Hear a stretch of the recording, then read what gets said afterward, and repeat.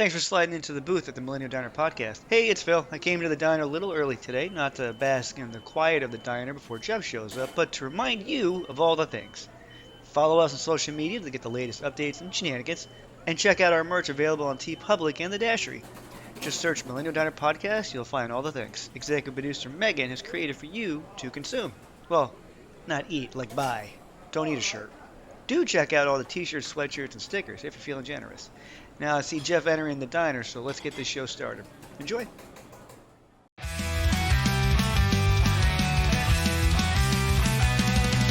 Jeff and Phil, they take the stage. Two voices wise beyond their age. Spin vinyl tales of old punk days. Rock and rebel in caffeinated haze.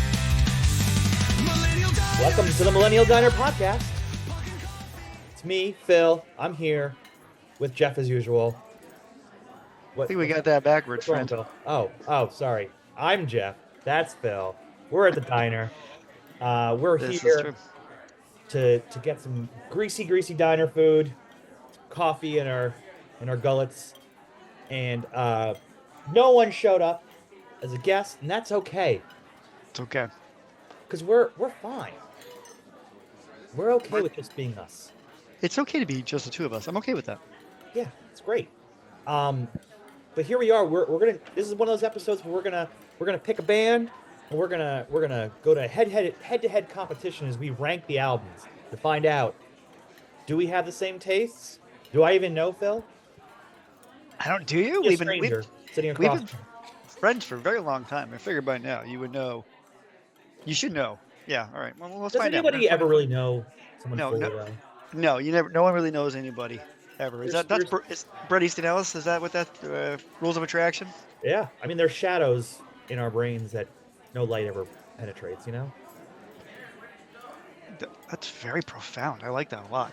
Thank you. Well, Flo's here. She's not enjoying the profound talk. The profundity, is that a word? I don't know. Sure, I'm gonna make it one. She wants to know what I want, and I want to know what I want. You know what I want today? I want some vegan pancakes, just a stack of them. Let's go. And some coffee with oat milk. I think today I'm gonna have black coffee with rye toast and a little bit of butter. I think that sounds good. That sounds good. That sounds scrumptious. It is, particularly when Flo puts the bread in.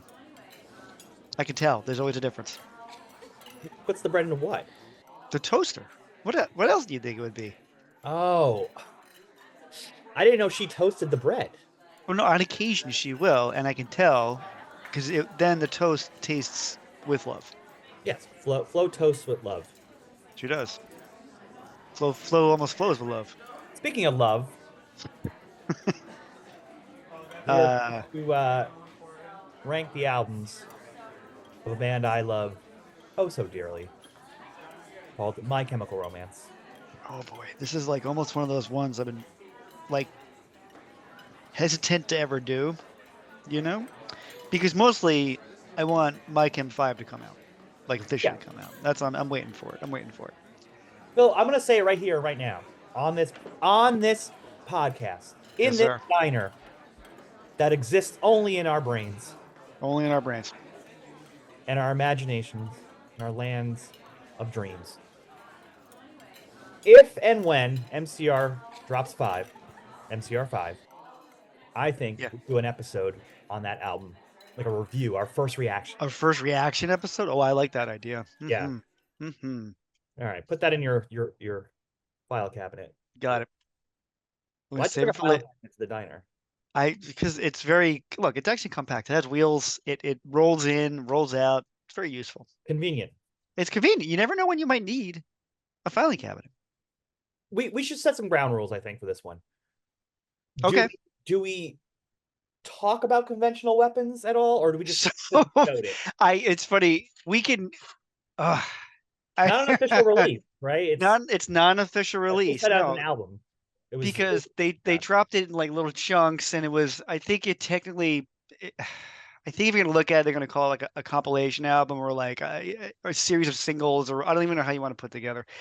So I would be prepared to put it in my list if we wanted to add it as an unofficial album. Although we typically stick to studio albums. Yeah, Typically. I feel like, and just to give a little backstory for the non My Chemical Romance fanatics who are listening, after the Black Parade, their biggest album, they went into the studio and they wanted to kind of do something a little more stripped down, a little more dirty Detroit Rock City style. That's right. That's And right. Iggy what came Iggy out of it, Poppy and something along yeah, those. Yeah, yeah. and what came out of it was this album, which from what I understand, Gerard was like, this isn't right. This isn't what was supposed to happen. And he had another idea, and we'll talk about that album later. And they scrapped this album. And then I remember reading an interview at the time with Ray Toro, the guitar player, and he said something like, it's one of those, we really are proud of those songs, and maybe one day when the band's not around anymore, we'll release it. And then a few years later, after the fourth album came out, they started. I think it was actually, was it Record Store Day? I can't remember. They released it as um 7 inches Yes, it was a vinyl, series of two 7 inches. songs per 7 inch. It was called Conventional Weapons, and each one had a picture of a different weapon, whether it was a Uzi or an axe or Or dagger, something. whatever Yeah, whatever you right. had. And that was like the first taste of that, but I'm pretty sure that got dropped either right after or right before they announced they were no longer going to be a band.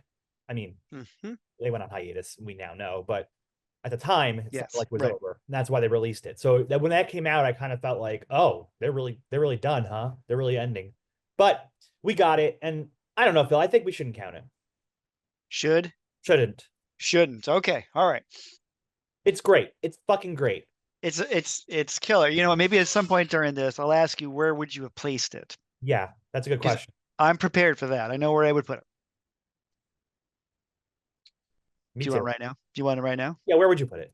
I'd put it number 3. I'd put it That's number where I 3. would put it. See, that's what I mean. It is like it's that good that Yeah. it actually would be. It would hold its own against the more profound albums that.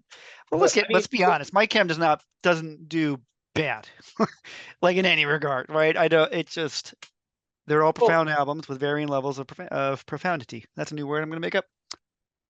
it's an album. I mean, just to name a couple of the tracks on it. I mean, we already know that I love Boy Division more than anything in the You world. do, you do. Tomorrow's Money, what a killer second track. And then it gets into like Ambulance, which is like, that's the funny thing. Like a song like Ambulance, they're pushing themselves into like this other territory, this more arena rock territory, Yeah, which the album they ended up putting out anyway kind of fit more into that. fit more into that bill. Yeah. Correct. And Kiss the Ring, Make Room. I mean, these are like The World is Ugly and Light Behind Your Eyes. I love The Light Behind Your Eyes. It is so emotional, so great. Anyway, it didn't happen. It's an alternate universe. This album came out, but we get to enjoy it anyway. And Yes, when they did the reunion tour, I was very thrilled to see them play all the songs off at different times. They were slipping them in the set list, and that, that's cool. so to me it was like basically them saying, no, this counts. These songs count.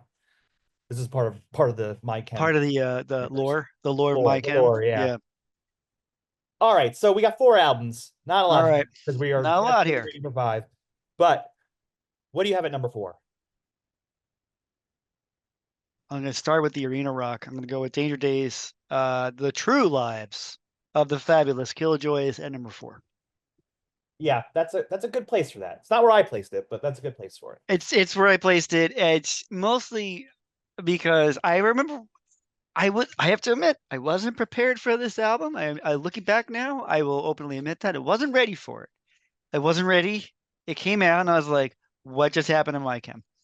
I was because like the sound was very different when the na na na na na na na na song came out, and I was like, where are we going with this? And then I will admit I didn't get it right away. And then I was like, oh, I get it now. I'm in the story. There's again, huge big story. They're the superheroes and whole thing. So I get it. I wasn't prepared for it. I do think that might hinder my opinion of it over the time. But I have Stranger Days there, number 4. Danger Days at Stranger Days. That's a movie. Danger Days, number 4. I mean, that's fair. That's fair. And I was lying. It's actually my number 4 too. Okay, well there you go. All right. Because now I believe we're gonna have the exact same list. I got a But feeling. yeah. I got a feeling we're both gonna end up in the same way, which is fine. Let's do this. I'm ready. I'm ready. Why do you have Stranger Days at number four? Um, Again, I said Stranger Days. This is how much my opinion on this one is. Danger Days at number four. it's only at number 4 because I don't like Scarecrow. That's it. That's the That's only it. reason. That's it. No, I love this album. It, it I really do legitimately enjoy it a lot.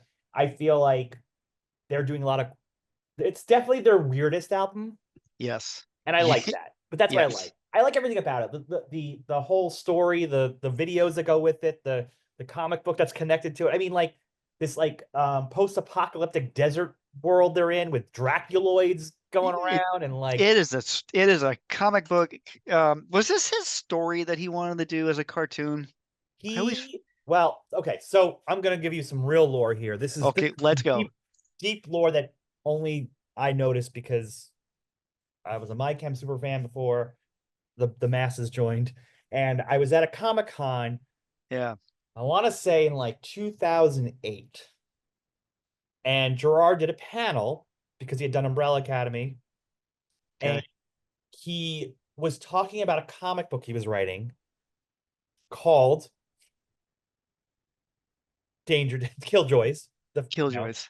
Um, and it was this story of this album, basically. And he was like, it's Yeah. like this crazy story. I remember him saying it's this crazy story about these vigilantes in the desert, and they're just trying to get their Ramones records that got stolen. And I'm like, what is he talking about? But I want to tell you something. He gave Yeah. out pins of the spider logo. Oh, okay. They gave out pins, and then I think they were selling that shirt too. And anyway, that was for this comic he was working on. And I think what happened is in the creative process, he realized this is not just a comic, this is an album. Hmm. And that's what shifted gears for him. I assume that's Hmm. what happened. So the lore of it started off as a comic book idea, then it became a whole album. And I love the costumes. I love the look. There's action figures for all their characters that you can get, Yep. which Yep. Phil sent me that when they went out, and I'm like, Phil, already ordered them. Already ordered them. I But you already get ordered them. Jet Yeah. Star, the Cobra Kid, Party Poison, Fangool was my always my favorite. That was Frank, Fangool. That's Frank. Yep. Um, yeah, and it's just it's a huge world, it's a world builder, and it's so much more colorful, which I always loved. Like Gerard's look at the time had like that pinkish red hair. Yes. You know? I think that's what again, when it came out, I was like, I don't know what's going on. They're very, like you went from the Black Parade to this, and I was like, well, this feels like such a weird transition. Like I wasn't ready. It was very quick. I wasn't ready. Yeah, But now, in hindsight, I'm like, pretty damn good album though. Damn good yeah. album. Uh, Destroya is one of my favorite My Chemical Romance songs. Like ever. Like overall, yeah, Mm. and I love it. It's live. It's just ferocious. I love it so much. In fact, I believe there's a talk show appearance that maybe Conan that they did on this during this album cycle, and I think they do Destroy It, and it's like a crazy performance that they would even do that on TV. I thought it was really cool. That is because it's like that's a deep into the Deep cut. album. Yeah. Yeah, deep cut in the album. Yeah, all right. Also, Vampire Money, just real quick, because we haven't done a full episode on this album yet, but we probably will someday. Eventually. Vampire Yeah. Money, I also love because that song is in reference to when the Twilight people reached out to them to write a song for the Twilight soundtrack, and they're like, no. So they wrote a song called Vampire Money, which is I thought was really, really That's cool. really funny. I like that. So it's like, no, I'm not gonna do a song for your vampire movie, but because I don't want to take your vampire money. That's hilarious. I love that. Yeah. But we will do a song for the Watchmen movie, of course. Well, hold on now. All right, that's a good movie. That's a lot of silence there. I mean, no, That's a lot of silence. No, fine. still, well, that movie once again is where what's his face, Zack Snyder Yeah. simply cannot tell a story in 90 minutes to 2 hours. He simply can't. He just can't do it. If he's gonna write it, he can't do it. If you watch the full 3.5 hour version of Watchmen, it's actually kind of good. Is that the one with the animated pirates? No, that's the super director's cut, Yeah. where you've got the animated part in there, and then it's like almost like a 4 hour movie at that point. The director's cut with all the extra stuff in there, it's much more like the comic, as much as that movie's already like the comic. It's it actually length and increases the it makes it better. It's a better version. It's like watching the director's cut of the original Daredevil movie. Much Yeah, better movie. I've heard Much that better. too. Yeah. I will say this about the Watchmen movie. My feeling about it is great sequences that brought the comic to life, Yeah. but it does not hit the way the comic hits. And I No. don't really understand. I mean, I've talked about this with people over the years, and just something about it doesn't translate the same way. It's not the same. And I know we always say that, like, oh, the comic is its comic and the movie's the movie. But the Right. problem is he was trying to do a direct edit. He was trying to literally take the comic and put it on the screen. I think that was the Yeah. intention. And I just don't think it works as well as the comic did. And that's a very rare situation where I kind of like it sticks out to me. I wonder if it's because in the comic you have all the ancillary stuff, like all the stuff at the end where there's like the all the stuff that Alan Moore, right? The world lore he made at the end of Mhm. at the end of an issue. There's always like supplemental stuff. I can see that. Yeah. There's Yeah. also the Dave Gibbons art is also, It's astonishing. It's yeah, it's just it it's simplistically great, is yeah. what it is, right? And the 9 grid, the 9 panel, fantastic. Well, it's also, it's Alan Moore really kind of subverting the whole superhero genre, right? Like, so Right, right. it's, there's an intention there. Like I said, but I could put that movie on and enjoy sequences because it feels like the comic has come to life, which is really Yeah, cool. The yeah, Dr. Manhattan stuff is amazing, and then that cast is incredible too. yeah, Yeah. yes. Except for the awkward sex scene on the owl jet thing with the Hallelujah Yeah. song. That was just a little awkward. I don't know why it was, but That's it some was. Zack Snyder choices.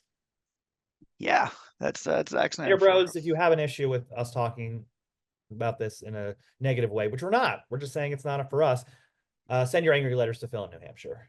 Yeah, thank you. I'll take that on. Thank you. Bring it on, Zack Snyder Bros. It's okay. I like the 4 hour Justice League version. Yeah, there you go. The Black and feel white. Watch black and black white. and white. Yeah, the black. No, I didn't watch the black and white version. I went with the sepia tone, whatever version that was.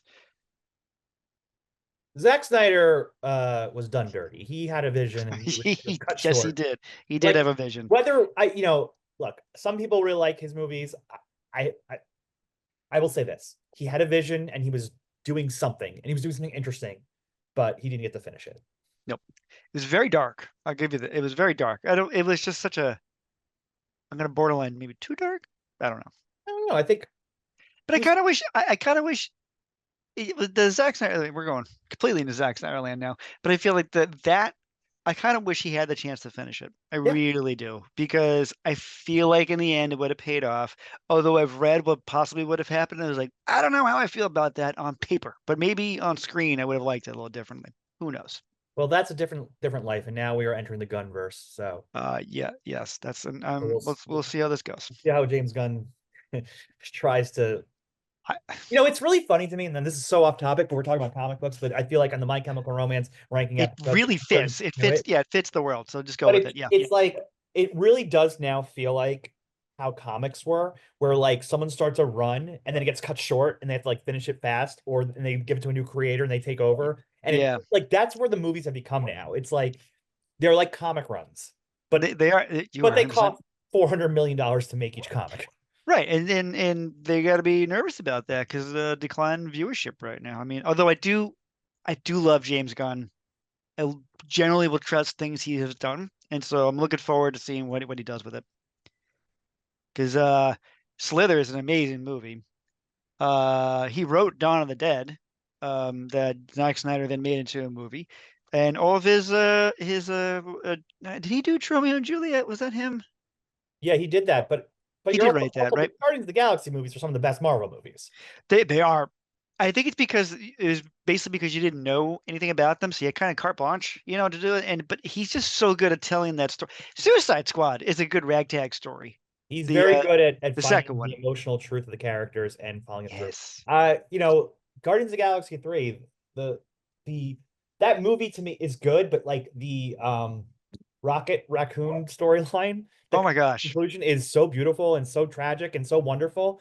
And I'm like, he's like my favorite character in like I love. all those Well, movies. it's like the Suicide Squad movie. James Gunn made Starro, who's the bad guy, not really the bad guy. He was just happy floating in space. But no, here comes the United States. We're going to take him and then torment him Exactly. for like he made Starro a sympathetic character, a ridiculous floating starfish. James Gunn made into a sympathetic character. Not sure why you call him ridiculous, Well, but I mean, the concept of this gigantic floating purple starfish is rather ridiculous. also his Harley Quinn story in that movie Oh, it's is fantastic. It's it's fantastic. chef's kiss. Thank you. Uh, Thank you for that.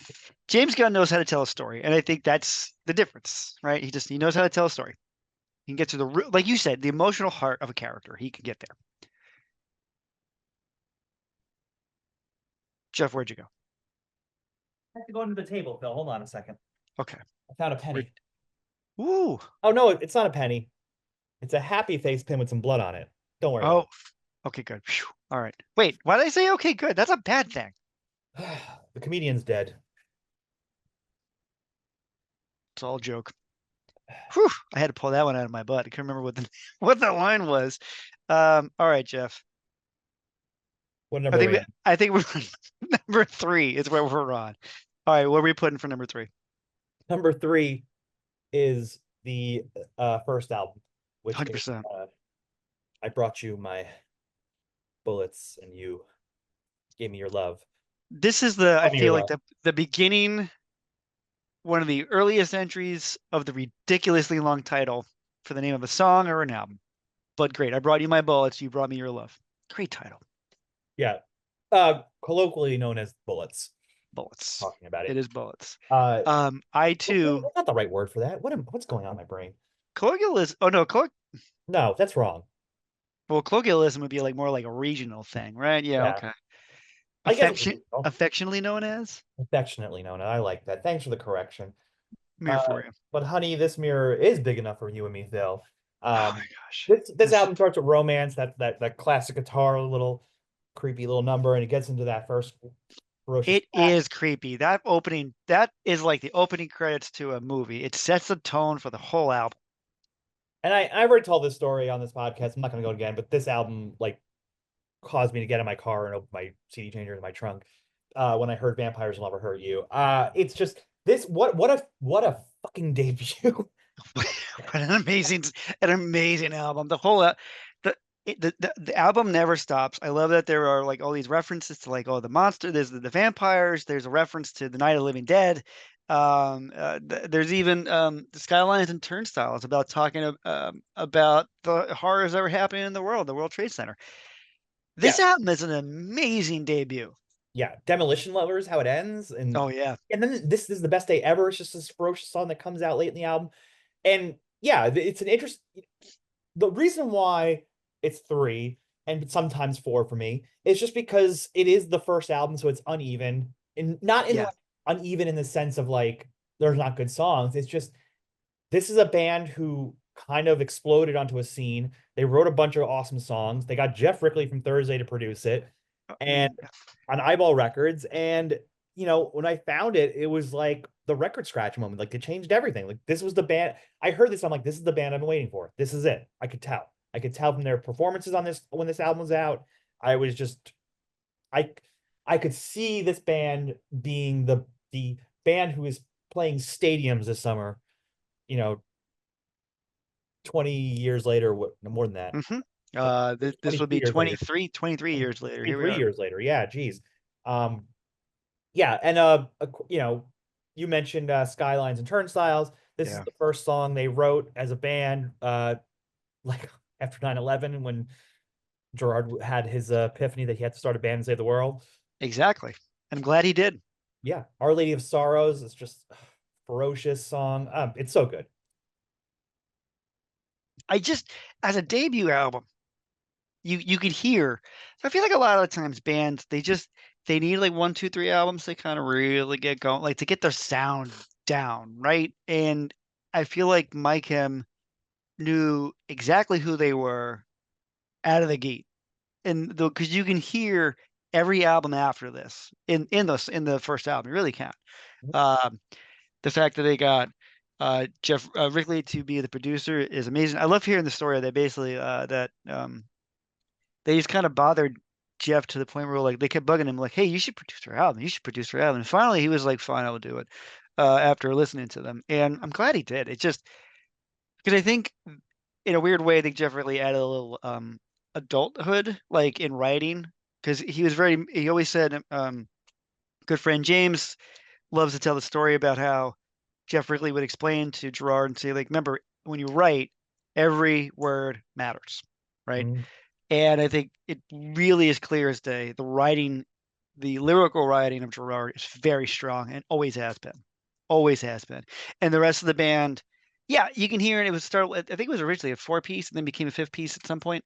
Um, I think when Frank Frank came on, yeah. came on later.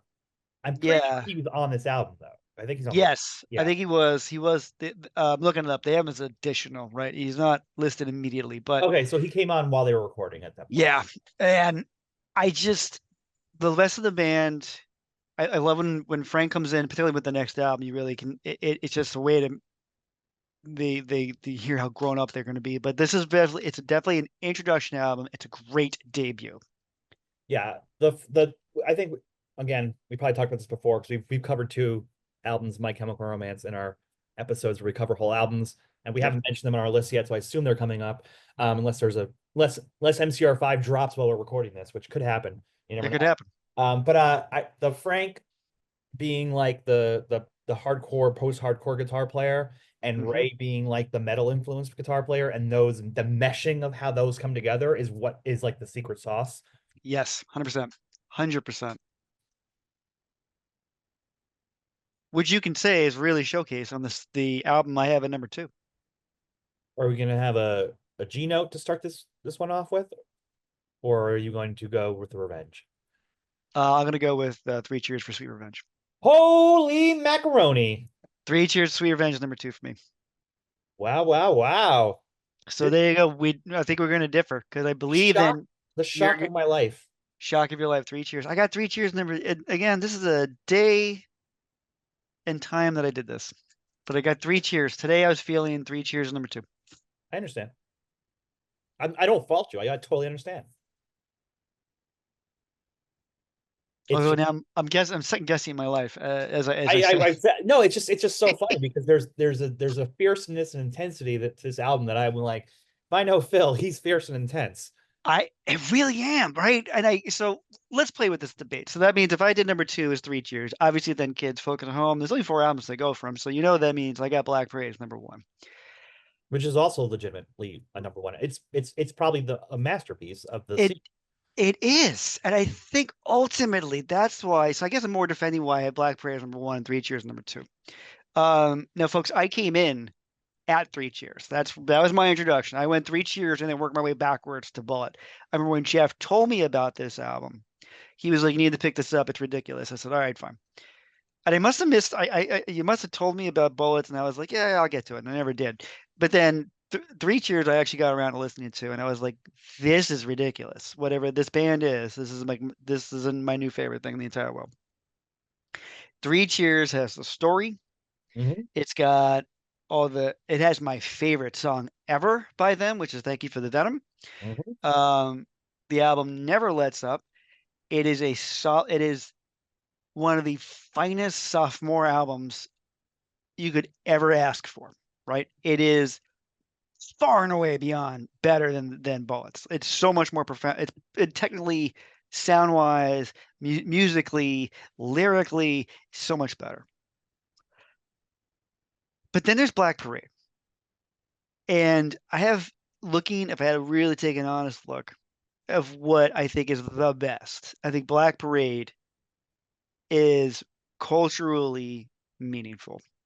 It is a masterpiece of like you said it, of the emo, hardcore, punk, pop punk, whatever you want to call it, right? This album transcends, Black Parade, I'm speaking about genres.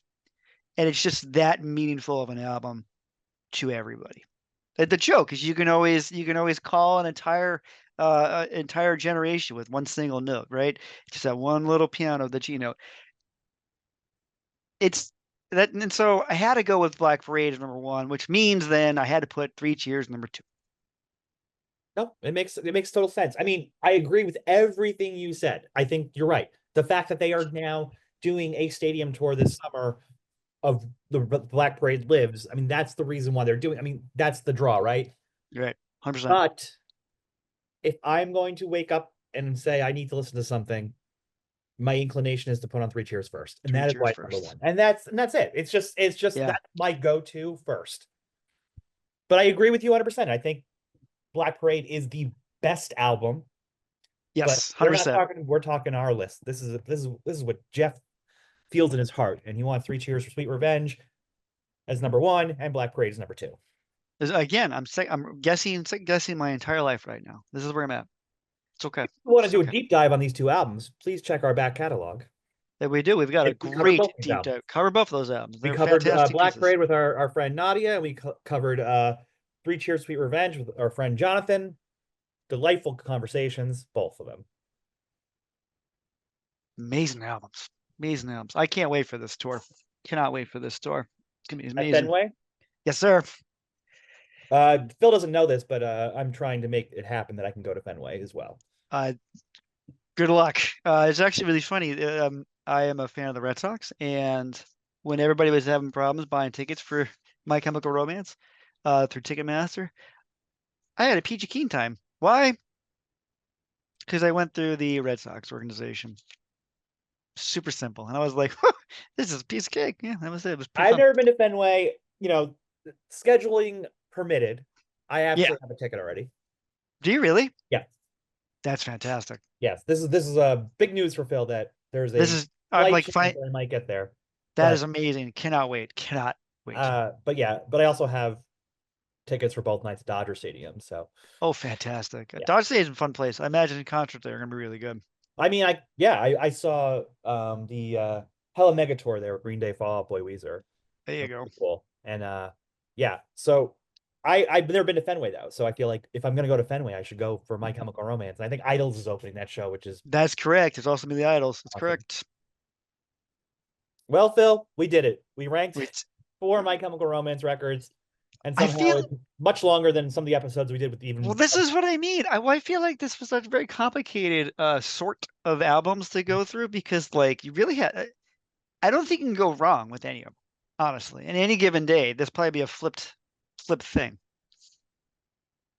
I might have Three Cheers in front of Black Parade. I might have Bullets. Depends what I'm feeling like. Hey, and also if you're on Spotify, some nice person made a conventional weapons playlist and put them all in one playlist so you can listen to it as the album was intended at the time, in case you're looking for that. I found it. I love it.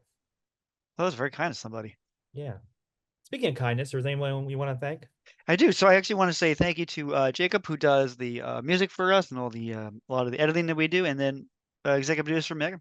Once again, endless support she does for the show. Make sure you pick up some of our merch if you want to support the show some other way. We have a couple places you can do that. Check out the social media platforms. You'll find us, and that'll get you to where you need to go. I love it. Well, that's it for us, Phil. No. Oh yeah, your least favorite album. Yeah, I went with the Stranger Danger Days because that's what I'm calling it from now on. Stranger Danger Days. What would your superhero name be if you had a superhero name? Like in general or in that universe? In that universe. I don't know. Maybe Goth Pumpkin. That is probably as fantastic as it's ever going to get. I don't think I ever. I don't even know. There's no joke that's going to beat that. Goth Pumpkin is amazing. Thanks. All right. And if you like Danger Days, there's also comics that you can read about it. But who wants to read? And we talk about comics too much on this podcast. This is not a comic book podcast. No, it's not. It's a well, it is a nostalgia podcast. So at least we got that going for us.